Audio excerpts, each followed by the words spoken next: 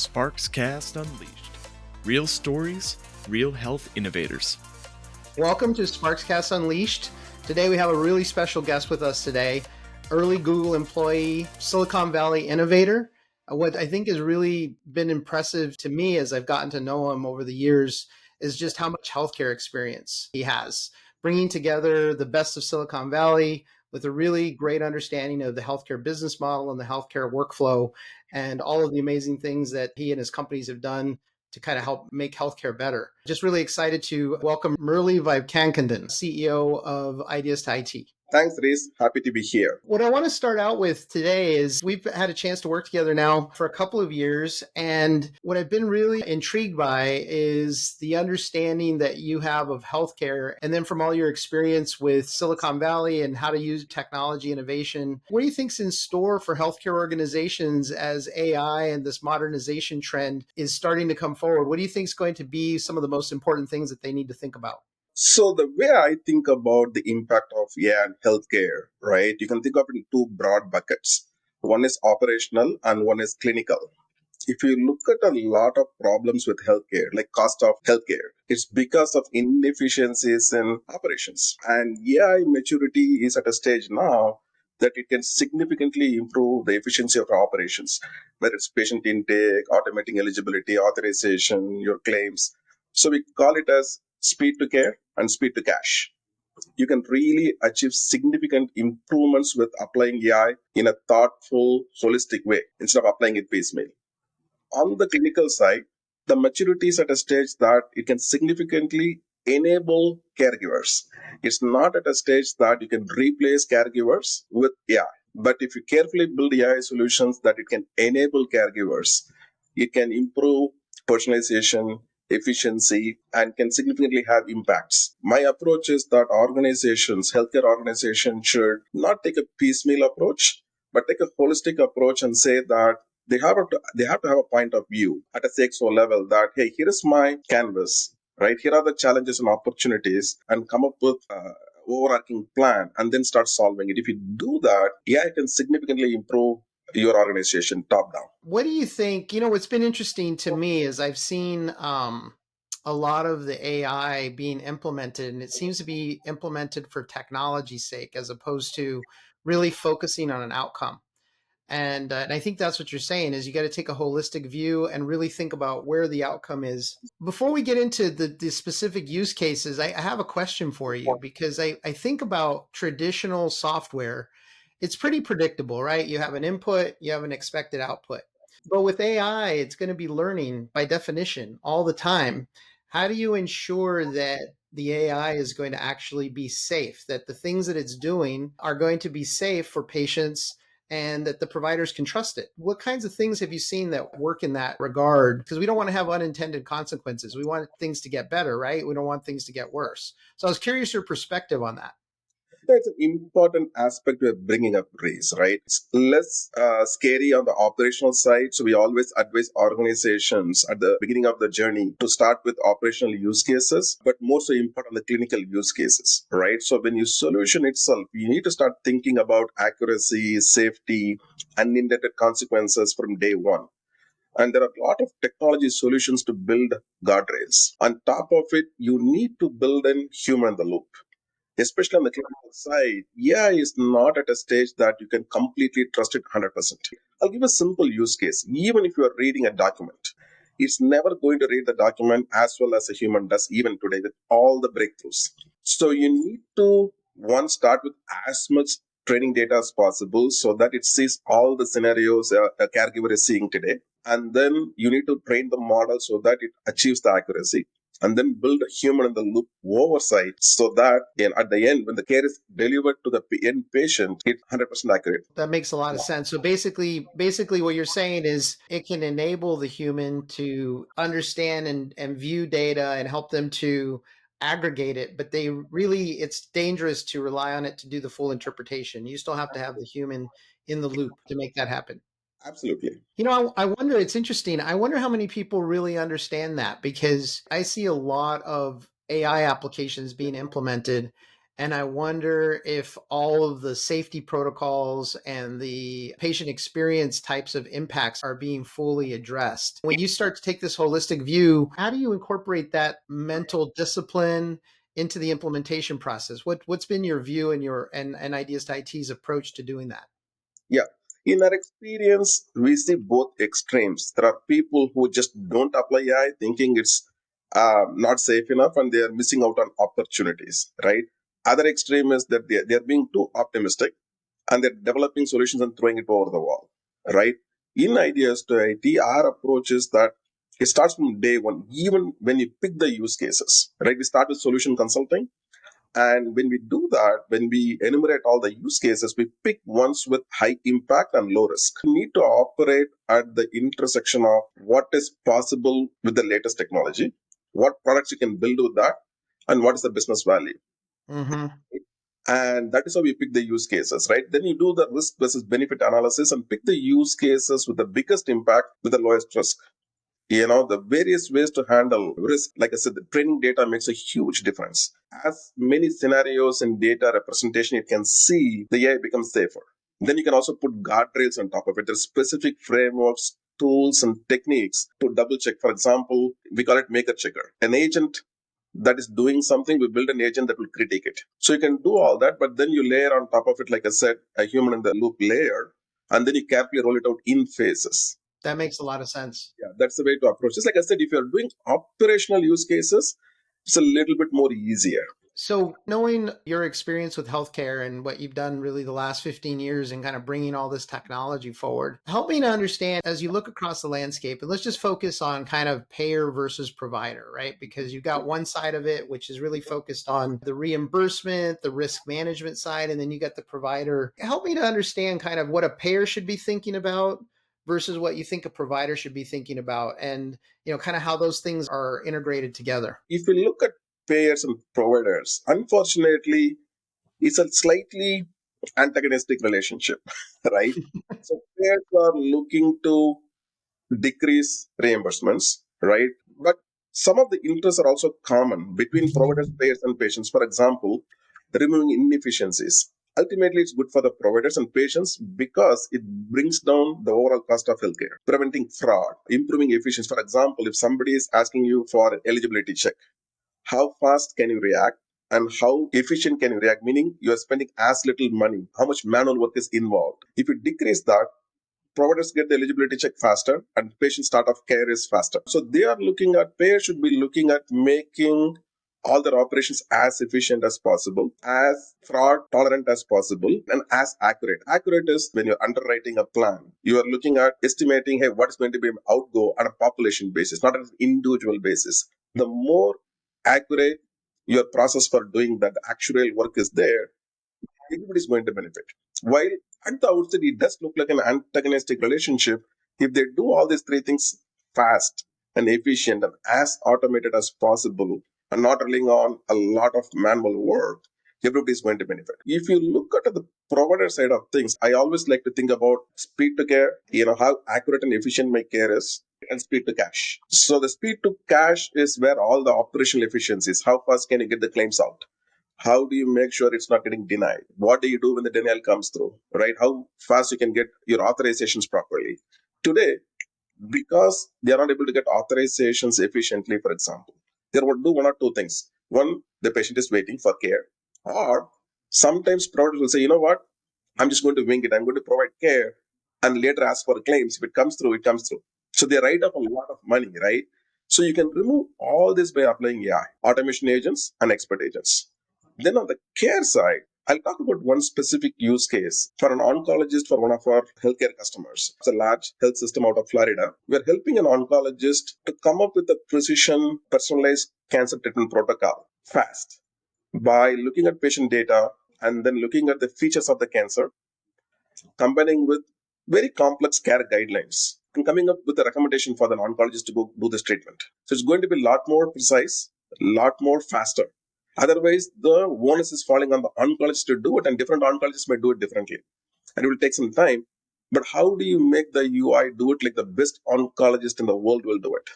Right. Right? So you look at both the care delivery side and the operation side for providers. Yeah, that makes a lot of sense. When you think about the cultural aspects of a health system and how they go about implementing within a culture of safety, if you were to say to a CIO, as you start to talk to them, let's just start with a health system, what would be the advice that you would give them if they said, hey, Murali, I got a couple of minutes that I want to talk to you and I'm trying to implement AI? Off the top of your head, what are some things that you think I really need to be thinking about, both in terms of opportunity and the risks I should manage? How would you spend that 2 or 3 minutes with them?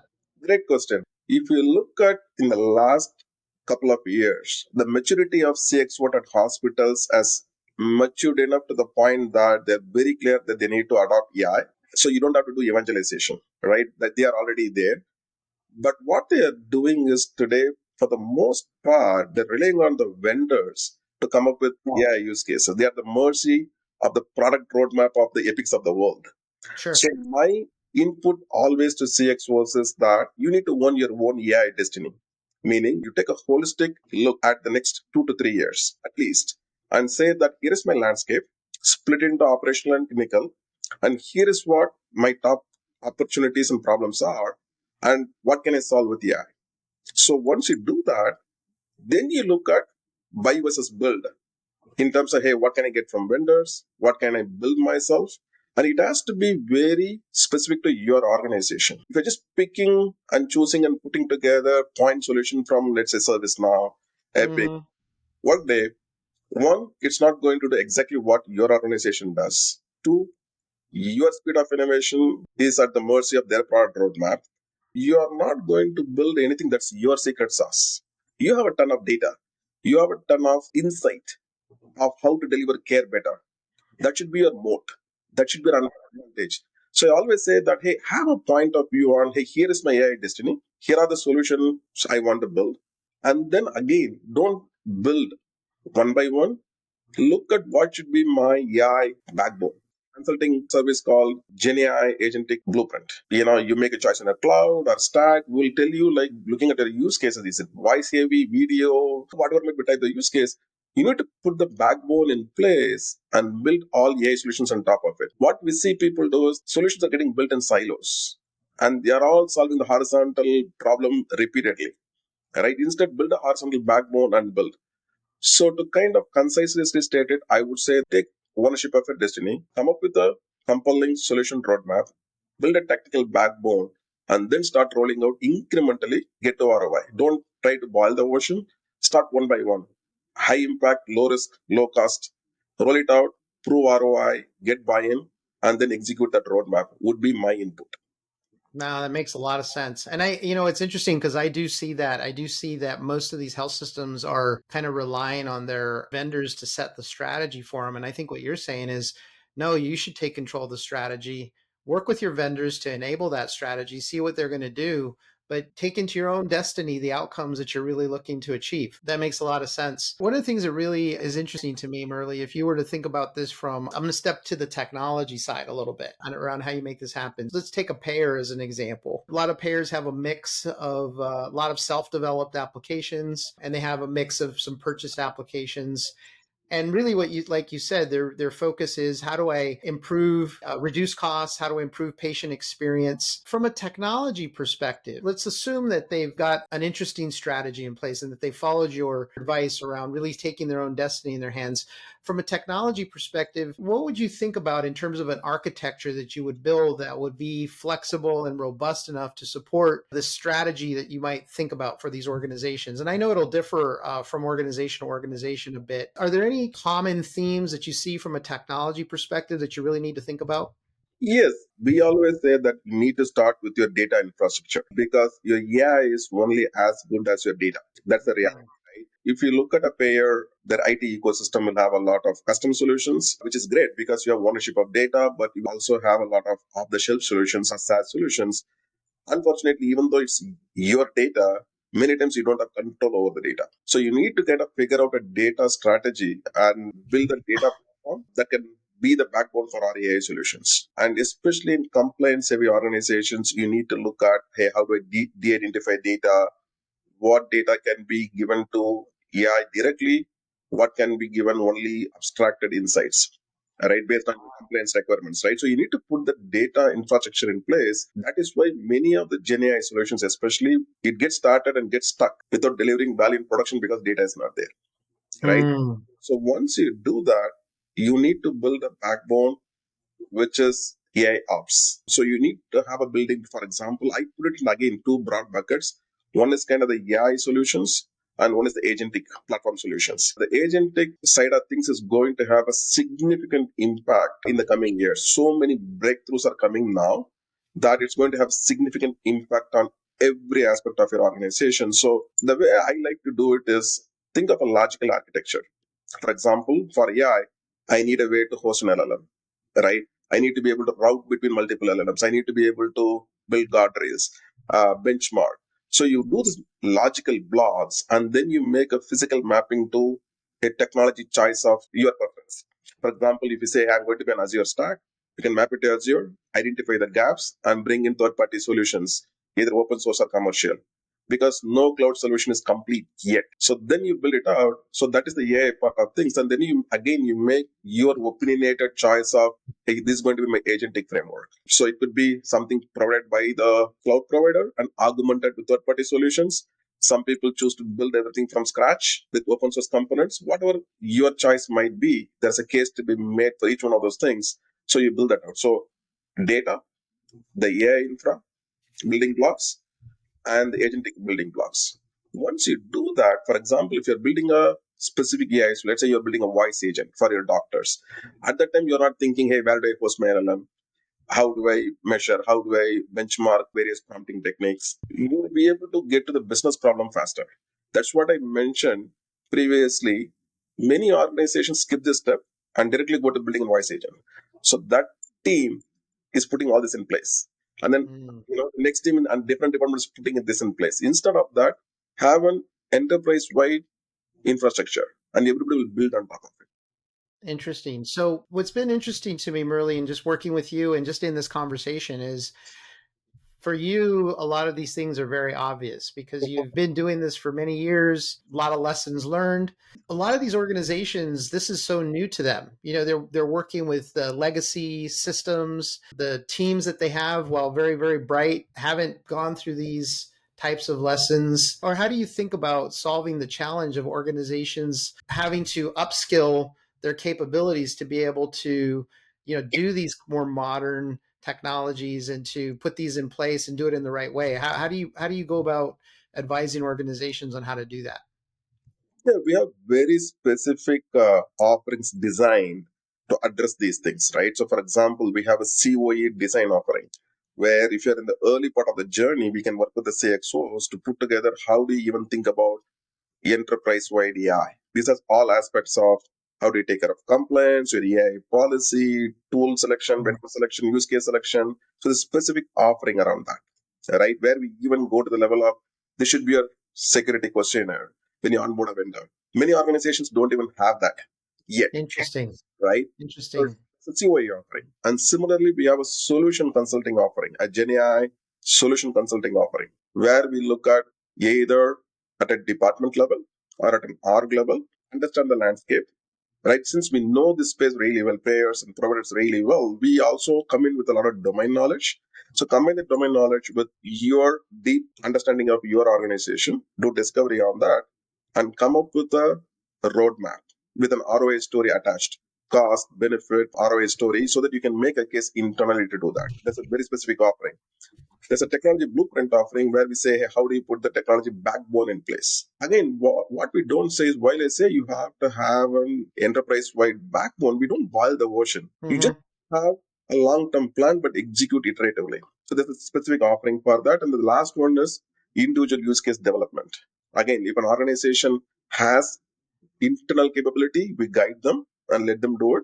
If not, we do it and upskill them so that they can take over at some point of time, so that you can take the solutions to production, prove value, so they can build confidence on your AI strategy. So, as you look at the ROI pieces of this, in your experience over the last couple of years, give me kind of a high level story of an ROI experience that you think would be really relevant, that would be applicable to, let's just start with a payer. What was your experience with the use case there, and how they went through the journey that you talked about, and what kind of ROI they got? We always like to prove ROI with a data driven story where possible. Sometimes it's subjective, but if you can objectively prove that it's saving you time and money. For example, if you look at fraud prevention, you can actually measure that, hey, before the solution was put in, even at a smaller scale, you will roll it out to a specific set of, let's say, for a specific set of plans. You can say what was the fraud before and now. This will take some time to measure.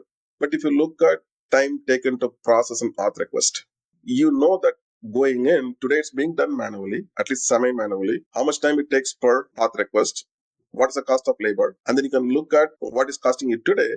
And with automation, you can clearly prove, an AI agent doing it, you can clearly prove that here is the ROI story. Mm, You spend makes sense. $10 versus like $5. And Right. more importantly, you are responding faster so that your customer is happy. On the clinical side, things becomes a little subjective. Even there, for example, if you're eliminating a caregiver's work to do administrative tasks so that they can operate at the top of their license, you can clearly prove that a physician was spending 36%. You do some work motion study and you can prove that they're spending 36%. I'm just cooking up a number, creating clinical notes and discharge summaries and that type of stuff. And how much got eliminated. So it's very easy to prove in an objective way the ROI story. Well, what was interesting. So a few months ago, this whole DeepSeek story came out, and all of a sudden, the idea was that a lot of the AI could be deployed a lot less expensively, maybe more efficiently. What's been your sense? And is that mostly hype, or was there some truth in how that all kind of came down? What's your sense in terms of the cost effectiveness of this journey? Definitely, it is not hype. But if you look at a lot of noise around DeepSeek, it's not around inference cost. It's about the training cost. How many millions it takes to train and roll out a new model, and then what's the inference cost, right? DeepSeek's breakthroughs were around, hey, they were able to do a fraction of the cost OpenAI spent on building out a new model. So that augurs well even for customers because the speed with which newer models are going to come out is going to be very high. But the direct impact is always on inference cost. And the reality is that it's just significantly, it's almost following the Moore's law, inverse Moore's law, where it's falling significantly in terms of price. And we anticipate that at least for the next couple of years, it's already a fraction of the cost per token if you compare to where OpenAI token cost was like 2 years ago. And if Really interesting. I yes, did not know that. and if you look at even hardware innovations, if you look at Grok, not the XAI Grok, there's a chip company called Grok, where they've designed chip for inferencing, where the cost is a fraction of a cost you would do with a normal GPU based NVIDIA chip. So we anticipate that the inference cost, which is going to have a direct impact on your unit economics, is going to significantly fall in the coming years. Interesting. I'm going to switch gears a little bit and talk a little bit about what's been really impressive to me about working with Ideas2IT is we've seen your deployment with different organizations and the high level of quality. And what's been impressive to me is everyone that we've worked with, we still work with the turnover, the happiness of the employees. Tell me a little bit about what's been your success formula for building a 750 plus engineering firm with almost no turnover. Tell me a little bit about that and what you feel has been the keys to your success in getting to where you are now. Thanks for the compliment to begin with, Reese, but we don't approach it as an employee retention problem. To me, that's a side effect. We look at it as, hey, how do you create an environment where employees can thrive? And we're very intentional about it, right? We framed it as lofty goals. We want to achieve a lot of things, but happy journey. As long as you're here, you need to be happy. Then we can double click down what makes an employee happy. It's not rocket science at the end of the day. You give him very interesting work. So we're very careful about the work we pick up to give him or her a lot of opportunity to grow. So we call it accelerated growth, and we design programs for that. And the third is make them feel appreciated. Good peers and good customers is a big part of the equation. We're very intentional about it. All this ultimately results in a lot of trust. As long as employees feel that the company has their interest in mind, Absolutely. Right? At the top. So if you walk into my room, we have put these principles, and the first principle is that employees are greater than customers, and customers see that, right? Because I'm never going to prioritize work or money over an employee, right? If you prioritize employees, money automatically comes and customers automatically become happy. So that is my approach. Right? How do you create a happy journey? As long as they are with me. How do you keep your teams upskilled to be able to have the most modern point of view, to be able to offer the best strategic advice? How do you do that? Now clearly they're happy, right? You're providing them with the interesting work. Are there any things that you're doing to kind of get to that next level and stay, several steps ahead of the industry, which is what they're asking you to do? How do you do that? We have always been very good at looking around the corner in terms of what is going to come in the future in terms of technology innovation. Right? For example, Snowflake, we started investing in Snowflake when they were not in a Series A company.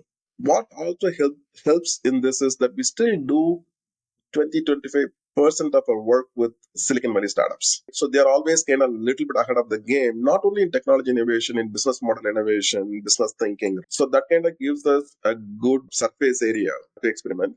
The second thing we do is that we don't only rely on customer projects for interesting work. We invest and build platforms and solution accelerators. That gives a fertile ground for us to practice what we preach, Mm, build competency, not build it at the customer cost. For example, we built out Legacy Leap, which is a pretty sophisticated hardcore GenAI platform for modernizing legacy code bases. So once you have the surface area, team is able to work on it, contribute to it, learn from it, and they also see the success of the platform. That makes them really happy. Then we bring it to the customer as a ready-made competency, and then you grow from there. So, if you think about a service delivery model and you think about the efficiency that AI brings to service companies, you're practicing what you preach, right? You're not just implementing it for the customers, you're doing it on your own. Thinking about other service organizations, other CEOs, other leadership of service organizations, what would you say to them about how they should be thinking about the adoption of AI and where they might see efficiency in their ability to be able to provide better customer service and better margins and a better employee experience? How would you see that applying for other service organizations that are out there that are providing, say, financial consulting services to health systems, things of that nature? How would you see AI impacting those types of organizations? Yes, every aspect of what you do should be leveraging AI today. I sent out an email in 2021 before all this hype saying that, hey, you may need to adopt AI or we are going to die. So there's a model that people talk about, a framework, right? Even if you're a services organization, I called it platform-based services at that time, but the emerging term is services as a software. Instead of software as a service, it's service as a software. If you're a financial organization, you should have the top of the top consultants doing the best of their work, and everything else should be automated with AI. For example, if you're a lawyer, if you're an attorney, you should be leveraging something like Harvey, so that most of the template work and review work is done by Harvey, and then you review it and kind of push it out, I right? see. These are working on really strategic stuff, not on tactical stuff. If you apply that, there is a huge opportunity for improving your margins, differentiating yourselves.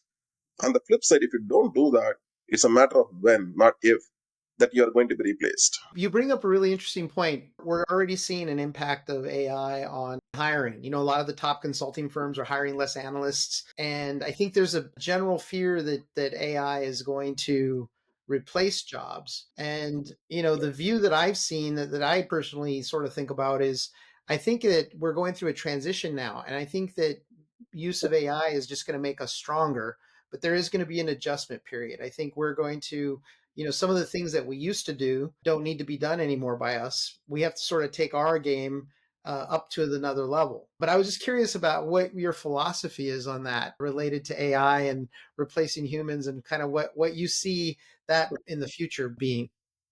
Yeah, definitely a lot of people are talking about AI replacing jobs. I think that's a over simplified way of looking at it. The way I look at it is going to impact every job, every white collar job, right? Like manufacturing automation did to blue collar jobs, AI is going to do to white collar jobs. But people who adopt are going to thrive. because it's going to unlock a lot of opportunities, right? Hmm. People who don't are going to struggle. For example, even if you're a sales guy, if you, yeah, it's not going to replace a salesperson closing an enterprise deal, but right from prospect research to personalizing the pitch to coming up with proactive solutions for customers, if the sales guy can leverage AI, he then can focus only on kind of consulting with the customer and closing the deal. But today he is going to LinkedIn, he's doing this research, he's doing follow-ups, all that will be automated.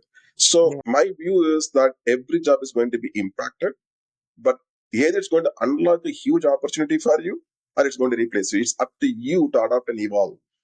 Now that makes a lot of sense. So essentially, if you think about a lot of the non-value added stuff, right? For example, on the sales side, when you go to have to prospect, you got to get on to the databases, LinkedIn, you do all that.